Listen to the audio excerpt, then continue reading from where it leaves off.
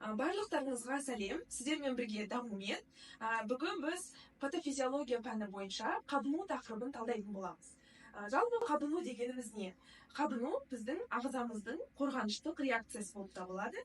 Яғни өзіндік әсер еткен факторлардың туындайтын процесті ары қарай ағзамызға таралуынан сақтау. Түсініктемесіне келетін болса, қабыну жергілікті бөлінуге жауап ретінде дамитын микроциркуляциялық арнаның, қан тамырдың жалпы жүйесінің, дәнекер тінінің осы бөліктіргіш әсерді шектеп, аластатып, оны зақымдалған тінді ары қарай бастапқы қалпына келтіру процесі. Өзіндік орындалатын жүйелердің реттілігі бойынша 3 түрлі сатыларға бөлеміз. Ол бізде альтерация, эксудация және пролиферация.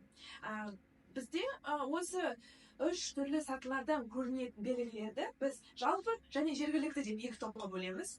Жергілікті топқа қызару, ісіну, ауырсыну, қызу немесе температураның көтерілуі және де қызметтің бұзылысы.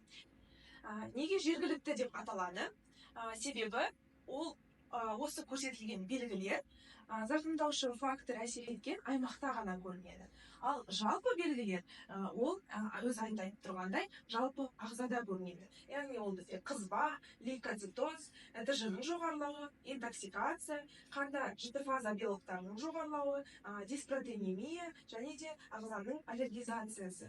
Осы қабынудың біртіндеп жайылып, немесе созылмалы түрге енгеннен кейін осы жалпы белгілер одан сайын күшейе береді. Ал енді бірінші фазасы бізде альтерация болып табылады. Альтерация дегеніміз жалпы тілмен айтқанда зақымдалу. Біріншідік енген зақымдалудың түріне байланысты, яғни табиғатына байланысты бізде биологиялық, химиялық, физикалық немесе механикалық деп те айтайық. Осы зақымдаушы факторлар өзінің табиғатына байланысты бөлініп, әсерін басқаша көрсетеді. Және де мысалы физикалық және механикалық түрлеріне бізде температураның, ыстық немесе суық температураның әсер етуі, қысылып қалу. Химиялық түріне ол жаңа қышқылдардың, улардың әсер етуі. Ал биологиялық бәрімізге белгілі бактерия, вирус, қарапайымдылар, саңырауқұлақтар әсер етеді. Соның мысалы ретінде, биологиялық мысалы ретінде патоген алайық. Патоген дегеніміз бөгде зат. Ол әсер еткеннен кейін бізде 2 түрлі механизм жүреді. Бірақ олар бірінен кейін бірі жалғастырады. Олар біріншілік альтерация және екіншілік альтерация. Біріншілік альтерация алғашқы патоген енгеннен кейін оған ағзамыздың қорғаныштық жасушалары, қан жасушалары лейкоциттердің фагоцитоз шабуылы арқылы фагоцитоз шабуылынан экзотоксиндер бөлінуі жатады. Экзотоксиндер осы патогеннің соңғы қалдық өнімдері болып табылады. Ал патогенді лейкоцит қалай таниды? Себебі осы патогеннен бөлінетін оның өнімдері біздің ағзамыз үшін, жаңағы лейкоциттер үшін хемоаттрактанттар болып табылады. Өте қиын сөз, бірақ оның негізгі мағынасы ол лейкоциттерді шақыратын белгі. Хемоаттрактанттар бөлінгеннен кейін ары қарай айтып өтеміз, қанның ішінен, яғни қан тамыры ішінен лейкоциттер сол аймаққа қарай жылжи бастайды. Ары қарай олар хемокиндер бөлінеді. Бұл екіншілік альтерацияға созылады. Демек, патогеннің өлімі нәтижесінде экзотоксиндер ағзамызға сыртқы бөгде зат болып тағы да танылады, өйткені ол патогеннің қалдық өнімі болып табылады. Ол экзотоксиндер біздің ағзамыздың әрбір бөлігінде орналасқан тіндік жасушалар немесе мес жасушаларын барып белсендіреді. Мес жасушалары дегеніміз ол қойма, былайша айтқанда қойма болып табылады. Ал не үшін қойма? Ол биологиялық белсенді заттарды сақтайтын жасуша. Оның ішінде кішкентай везикулалар болады, яғни көпіршіктер. Сол көпіршіктердің ішінде жаңағы биологиялық белсенді заттар сақталады бір белгілі уақытқа дейін. Ол белгілі уақыт мінекей осы экзотоксиннің бөлінуінен кейін, немесе тағы да ары қарай өтеміз, басқа бір шақырушы белгілер болғаннан кейін бөлінеді. экзотоксин әсер етті, оның беткейінде рецепторларға. Сосын дегрануляция процесі болады. Гранулалардың жарылып, ішіндегі биологиялық белсенді заттар қанға түседі. Ал екіншілік альтерация ол патогеннің бір бөлігі өзіндік эндотоксиндер бөліп, жасушаларымызды өлтіруге тырысуынан пайда болады. Эндотоксиндер ол жасушаның беткейіндегі жаңа мембранасын зақымдайды, және де оның құрамындағы фосфолипидтерді ажыратып жібереді. Ол фосфолипидтерге фосфолипаза А2 ферменті әсер етіп, әрі қарай айтатын медиаторлардың түзілуіне себепші. Демек, патоген өзіндік эндотоксиндерді бөледі, және де лейкоциттердің арқасында оның қалдығын экзотоксиндер бөлінеді. Оның барлығы біздің ағзамыздың қорғаушы болып табылатын, және де осы қабынудың бастаушы механизмін атқаратын жалпы медиаторлардың бөлінуіне әкеледі. Биологиялық белсенді заттар деп айтып отырғаным ол медиаторлар. Олар қоймада, яғни өздерінің көпіршіктерінде, ал ол көпіршіктер тіндік жасушаларда немесе қан базофилдерінде орналасып сақталады. Әсер етуші фактор пайда болғаннан кейін, яғни альтерация фазасы басталғаннан кейін, олар сыртқа босатылып, қанның ішіне түсіп, қанның ошағына қарай барады, және де қан тамырға өзіндік әсер етеді. Оның екі түрі болады: жасушалы және плазмалық, немесе гуморальды деп атайды.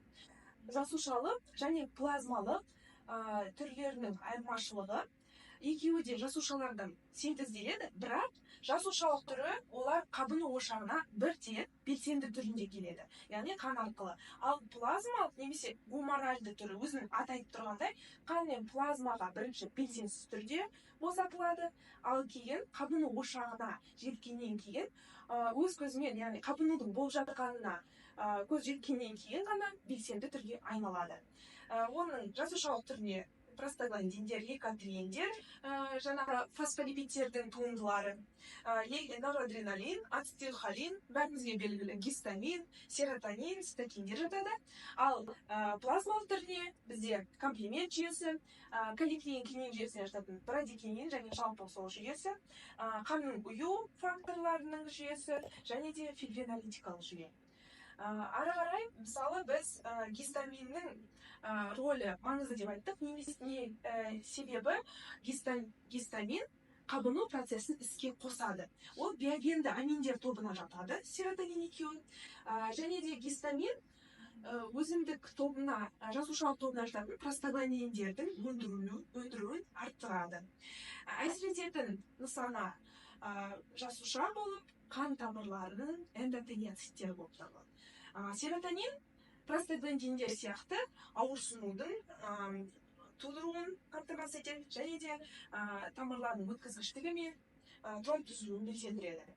Белсенді пептидтер тобында калликулин кинин жүйесі, олар да тамырларды кеңейтіп, өткізгіштігін арттырады.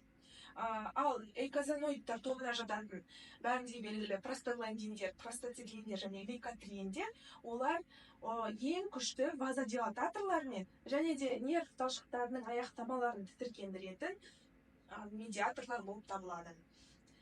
Альтерация фазасында патогеннен эндотоксиндер бөлініп, жасушаға цитотоксикалық әсер ету нәтижесінде фосфолипидтер бөлінді. Фосфолипидтер олар фосфолипаза А2 ферментінің нәтижесінде арахидон қышқылына дейін тотығады. Арахидон қышқылына екі түрлі фермент әсер ету нәтижесінде бізде простагландиндер тобы және лейкотриендер тобы түзіледі. Олар жаңағы медиаторлар, биогенді аминдер медиаторларына жатады. Демек, біздің ағзамызда патогендердің енуінен кейін түзілетін медиаторлар тобы жасушаға цитотоксикалық әсер ету нәтижесінде түзіледі. Яғни патоген өздігінен біздің қабыну процесін жалғастыратын медиаторлардың бөлінуіне себепші болды. Арахидон қышқылына циклооксигеназа 1-2 ферменттер әсер ету нәтижесінде бізде простагландин және простациклиндер түзіледі. Ал липооксигеназа әсер етуіне лейкотриендер тобы түзіледі. Медиаторлар бөлінгеннен кейін бізде эксудация фазасы басталады. Себебі эксудация фазасы деп айтып тұрғанымыз, ол микроциркуляциялық өзгерістер, тамырдың өзгерістері. Олар гиперемия, стаз, толыққандылық. Оның медиаторлардың рөлі қандай? Қалыптыда қан тамырларының эндотелиоциттері базальды мембранада бір-біріне тығыз орналасады. Және де оның арасында ешқандай саңылау болмайды. Сол үшін плазма, белоктар, қанның құрам бөлшектері ешқайдан, яғни жасуша аралық кеңістікке ағып жатпай, қан тамырлар арқылы ағады. Ал бөлінген медиаторлар бұл процесті өзгертеді.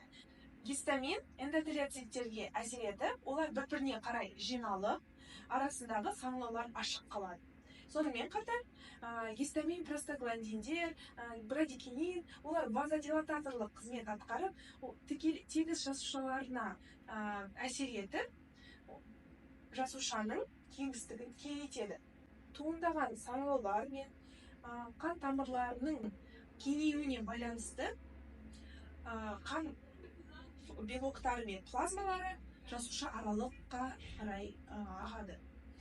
Себебі қан тамырлар кеңейген кезде қан реологиялық өзінің қызметіне байланысты баяу аға бастайды.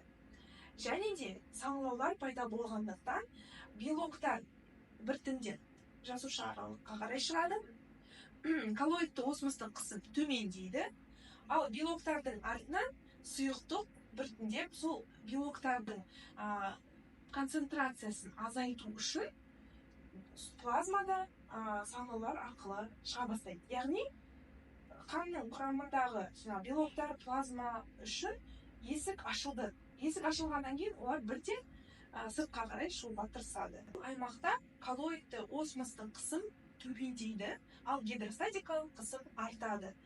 Оның нәтижесінде белоктар жасуша аралықта көбейіп кетеді, және сол жердің концентрациясын азайту үшін плазмада сыртқа аға бастайды. Бұл бізде эксудат деп аталады. Себебі эксудаттың құрамында белоктар да шығады, жасушалар да шығады, және қан плазмасы шығады. Ал транссудат кезінде бізде эндотелиоциттердің арасында саңылаулар жоқ, яғни медиаторлар әсер еткен жоқ.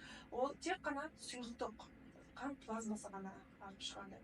Ол коллоид осмостық қысымның төмендеуіне байланысты. Өйткені қан арнасының құрамында белоктардың саны азаяды. Осы жағдайда біз транссудат пен эксудаттың айырмашылығын көріп тұрмыз.